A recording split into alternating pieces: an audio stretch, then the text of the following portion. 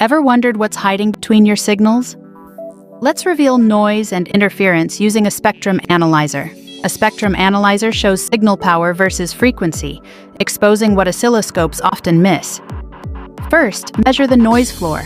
Set 50 ohm termination, narrow RBW, note the average level, inject a test tone, identify harmonics and spurious peaks, calculate distortion by comparing each harmonic to the fundamental.